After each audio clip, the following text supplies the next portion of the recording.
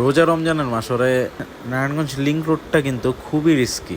এইখানে প্রচুর অ্যাক্সিডেন্ট হয়। এই রোডে অ্যাক্সিডেন্টগুলোর সব থেকে কমন রিজন হচ্ছে আমি অলওয়েজ আপনার তিনটা জায়গা থেকে তেল নেই।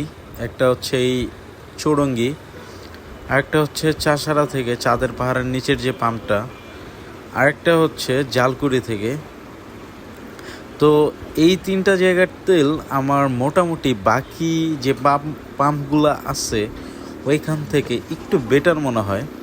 এমনিতেও বাংলাদেশে কোনো ফুয়েলই ভালো না, এইটা আমরা সবাই জানি। বাট অনেক সময় হয় না যে ফুয়েলের কন্ডিশন অনেক খারাপ থাকে, যে আপনার বাইকটা অফ হয়ে যেতেছে, আপনার বাইক স্টার্ট ছেড়ে দিতেছে। তো এইগুলা কিন্তু ফুয়েলের জন্য হয়ে থাকে। অ্যান্ড এইসব জায়গা থেকে ফুয়েল নিলে আমার মনে হয় যে আমার বাইকের যে ফুয়েলের জন্য যে প্রবলেমগুলো হয়, যে বাইকটার থ্রোটল রেসপন্স স্মুথ লাগে না, তারপর বাইকটা স্টার্ট ছেড়ে দেয়, তো এইসব আমি ফেস করি না। যার জন্য আমার মনে হয় যে এই জায়গার তেলগুলো মোটামুটি ভালো। অ্যান্ড আপনারা অলওয়েজ দিনের বেলা তেল নেবেন, রাতের বেলা তেল নেওয়া অ্যাভয়েড করবেন। কারণ রাতে হয় কি, আপনার তেলটা শেষ পর্যায়ে থাকে অ্যান্ড তেল একদম তলানিতে চলে যায়। অ্যান্ড এইগুলাতে অনেক ময়লা থাকে, যার জন্য হয় কি যে একটু বাজে তেল ঢুকতে পারে। বাট দিনের বেলা হয় কি, নতুন ট্রাক এসে তেল ইনপুট করে, তো যার জন্য হয় যে তেলটা তখন অনেক উপরে থাকে অ্যান্ড একটু ভালো তেল পাওয়া যায়। তো এইটা আমার সাইকোলজি আর কি। তো রাইটে মেবি গাড়ি আছে, মানে ওর কোনো ব্রেক লাইট নাই, কোনো ইন্ডিকেটর নাই, কিচ্ছু নাই, ও হুট করে ব্রেক করে বসলো। আর এই নারায়ণগঞ্জ লিংক রোডটা কিন্তু খুবই রিস্কি। এইখানে প্রচুর অ্যাক্সিডেন্ট হয়।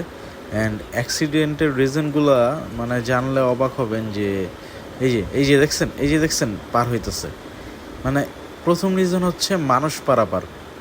হ্যাঁ, এই মানুষ পারাপারের জন্য এই লিংক রোডে প্রচুর অ্যাক্সিডেন্ট হয়। জালকুড়িতে অনেক অ্যাক্সিডেন্ট হয়, 2 দিন পর পরে অ্যাক্সিডেন্ট হয়। আর বাঙালি এমন একটা জিনিস যে যদি ওভারপাসও থাকে, মানে ফুট ওভার ব্রিজও থাকে, ওরা ফুট ওভার ব্রিজ দিয়ে পার হয় না। ওরা কি করে, এরকম হাইটা রোড পার হয়। অ্যান্ড সব থেকে বড় ল্যাকিংস হচ্ছে যে এই রোডে একটা ফুট ওভার ব্রিজ নাই। হ্যাঁ, যার জন্য মানুষ এমনিতেও রোড দিয়ে পার হয় অ্যান্ড এই কখন যে কোন দিক দিয়ে বের হয়ে যায়, অ্যান্ড এইসবের জন্য প্রচুর অ্যাক্সিডেন্ট হয়। অ্যান্ড এরপরে আরও একটা কাহিনী কি জানেন, এই রোডের মাঝখানে যে ডিভাইডারগুলো আছে, ডানে দেখতেছেন আমার ডান পাশে, এই ডিভাইডারগুলো কি হয়, কাইটা রাইখা দিচ্ছে। মানে মানুষের জানের মায়া নাই, ওরা একটু 1 কিলো ঘুরে আসতে পারবে না, ওরা এখান দিয়ে শর্টকাট মারবে। অ্যান্ড শর্টকাট মারতে যেয়া নিজের তো ক্ষতি করবেই, আরও মানুষের ওরা ক্ষতি করে। মানে এই জিনিসটা আমার খুবই অকওয়ার্ড লাগে, যে একটা হাইওয়েতে কেমনে ওরা এইভাবে মিডলের লেন কাইটা রাখে, মানে মিডলের ডিভাইডার কাইটা রাখে। আর এই ডিভাইডার কাটার ফলেই মানে অটোগুলা সবচেয়ে বেশি তাফালিং করে, ওরা অটো ঢুকে। তারপর হচ্ছে ট্রাক, বাস, প্রাইভেট কার সবগুলা কি করে, এই যে দেখেন, বলতে না বলতে আপনারা দেখছেন, বলতে না বলতে এই যে অটোটা বের হইতেছে। মানে এইটা যদি রাতের বেলা হইতো, রাতের বেলা এমনি তো লাইটগুলো অফ করে রাখে এনে, তো রাতের বেলা হইলে দেখাই যায় না অনেক কিছু। তো কি বলবো বলেন, এগুলার জন্যই তো অ্যাক্সিডেন্ট হয়। আর এগুলার জন্য আমরাই দায়ী, আমরাই এগুলো প্রশ্রয় দিই, আমরা নিজেরাই শর্টকাট মারি। তো যার জন্য আমরাই পরে বিপদে পড়ি। তো এই রোডে অ্যাক্সিডেন্টগুলোর সব থেকে কমন রিজন হচ্ছে যে মানুষ রোড দিয়ে পারাপার হয়। সেকেন্ড কথা হচ্ছে যে অটো মিশুক এইগুলা উল্টা আসে। তারপরে হচ্ছে আপনার মাঝখানের লেনের ডিভাইডারগুলো কাইটা রাখছে, ওরা শর্টকাট মারতে যেয়া অ্যাক্সিডেন্ট হয়। অ্যান্ড তারপরে হচ্ছে যে আমরা যারা এই রোডে চালাই, তারা আমরা স্পিড লিমিট মেনটেন করে চালাই না। তো আমাদের আসলে উচিত অলওয়েজ স্পিড লিমিটটা মেনটেন করে চালানোর জন্য। কারণ আপনি যদি এখন এই রোডে 100-তে চালান, এই রোড, হ্যাঁ সত্যি কথা বললে এই রোড 80 স্পিডে চালানোর জন্যই, কারণ এটা হাইওয়ে, এখানে 80-তে আপনার চালানোর রাইট আছে। বাট কথা হচ্ছে যে এই রোডে একটা ফুটওভার ব্রিজ নাই, আর ফুটওভার ব্রিজ থাকলেও মানুষ এমনি রোড দিয়েই পার হয়। তো সব থেকে বড় কথা হচ্ছে আমাদের সচেতন থাকতে হবে। প্রথমত আমরা যারা বাইক বা বাকি সব ভেহিকেল চালাই, দেখছেন ওরা কেমনে আসে, তো আমরা যারা ভেহিকেল চালাই তো আমাদের উচিত যে আমাদের স্পিড লিমিটটা কন্ট্রোল করে চালানোর জন্য। কারণ আপনি এখন 100-তে চালাইতেছেন, এখন ইমার্জেন্সি একটা ব্রেক করতে হবে, তো আপনার বাইকে যতই ডুয়েল চ্যানেল এবিএস হোক, একটা কিন্তু ডিস্টেন্স মেনটেন করেই আপনার বাইকটা ব্রেক করবে। আর আপনি যদি চান যে আরও কম ডিস্টেন্সে ব্রেক করতে, তখন অবশ্যই স্কিডিংয়ের শিকার হবেন যতই এবিএস হোক। তো আপনারা চেষ্টা করবেন যে আপনাদের স্পিড লিমিট যেটা, এটা একটু মেনটেন করে চালানোর জন্য। কারণ আপনি এখন 100-তে একটা ইমার্জেন্সি ব্রেক করলে আপনার ব্রেকিং ডিস্টেন্সটা যতখানি হবে, আপনি যদি 40-এ বা 60-এ করেন তখন আপনার ব্রেকিং ডিস্টেন্সটা আরও কমে আসবে। অ্যান্ড অলওয়েজ ব্রেক করার সময়, আপনারা বাইকের কথা বলতেছি, ব্রেক করার সময় অলওয়েজ ক্লাচ ধরবেন না। ক্লাচ ধরলে আপনার বাইকটা ফ্রি হয়ে যায়, অ্যান্ড তখন ব্রেক করলে ইঞ্জিন কোনো হেল্প করতে পারে না। তো অলওয়েজ ট্রাই করবেন যে ইঞ্জিন ব্রেক করার জন্য। আর ইঞ্জিন ব্রেকটা খুবই উপকারী। আপনারা কিভাবে ইঞ্জিন ব্রেক করবেন আমি চাইলে আপনাদের ভিডিও শেয়ার করতে পারি।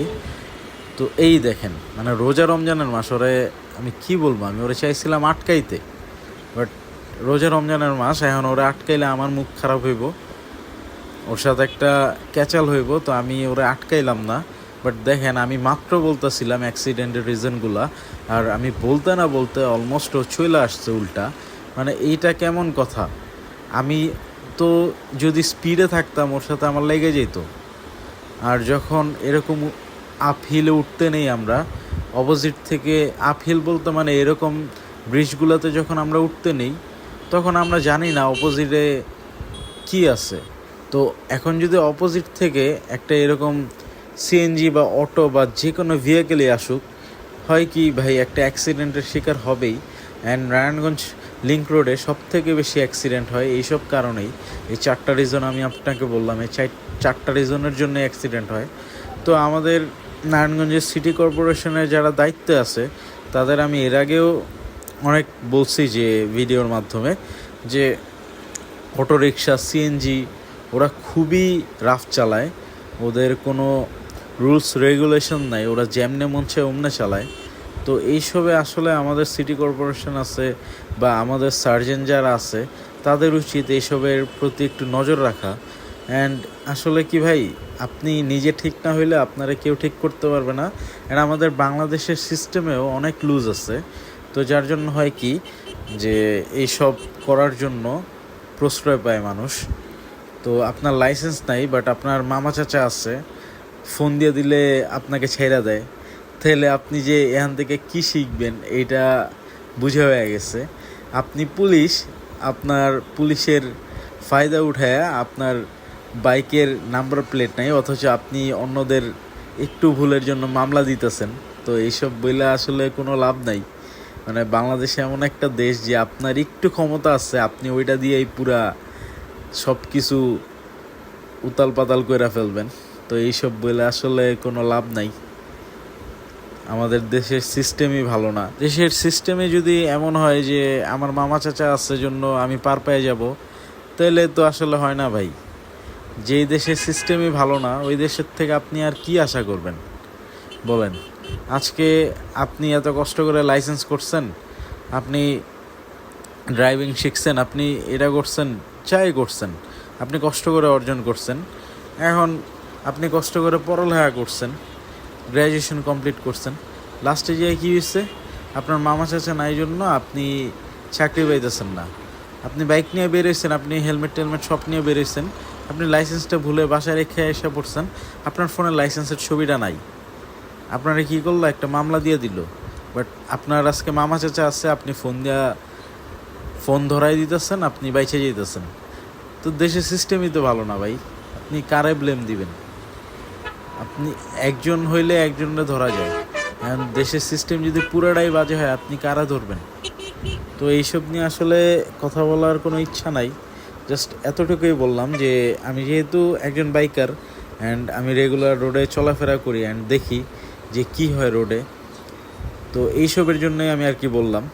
আমি অনেক দেখছি যে পাঠাও চালক কষ্ট করে খাইটা খায়, রাইড শেয়ারিং করে তারা তাদের ফ্যামিলি চালায়। তো এমন মানুষগুলাকেও একটা সিলি রিজনের জন্য মামলা দিয়ে দেয়, একটা হেলমেটের বেল্ট নাই, হেলমেটটা পরে নাই, এর জন্য মামলা দিয়ে দেয়। হ্যাঁ, এমন অনেক দেখছি। বাট যারা এই সিস্টেমে আছে, যারা মামলাটা দিতেছে, ওদের দামি দামি বাইকে নাম্বার প্লেট নাই, ওরা হাইওয়েতে চালাইতেছে। মানে জিনিসটা কি প্যাথেটিক না? আপনারাই বলেন। মানে আজকে আপনার পাওয়ার আছে জন্য আপনি এটার মিস ইউজ করতেছেন, এইসবের কি হিসাব দিতে হবে না? এইসবের হিসাব তো আল্লাহ অবশ্যই নেবে। তো আমি এত ডিপে যেতে চাই না। তো আজকের ভিডিওর মূল টপিকই ছিল যে আমাদের নারায়ণগঞ্জের যে লিংক রোড, জালকুড়িতে 2 দিন পর পরই অ্যাক্সিডেন্ট হয়। তো এইসব অ্যাক্সিডেন্টের কারণগুলো হচ্ছে আমরা ফুট ওভার ব্রিজ ইউজ করি না, আমরা হাই স্পিডে গাড়ি চালাই।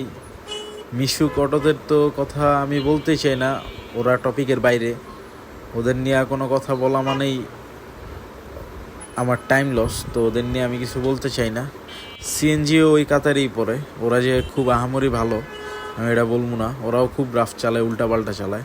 আজকে তো জ্যাম কেন চাষারা এত জ্যাম পড়ে ইদানিং ভাই, এই মানে স্কুলের গাড়িগুলো এখানে পার্কিং করে আরও জ্যাম লাগায়। মানে কোনো ডিসিপ্লিন নাই এই দেশে, কোনো ডিসিপ্লিন নাই। আসলে আমরা নিজেরাই তো মানি না, মানুষটা দোষ দেওয়া লাভ আছে?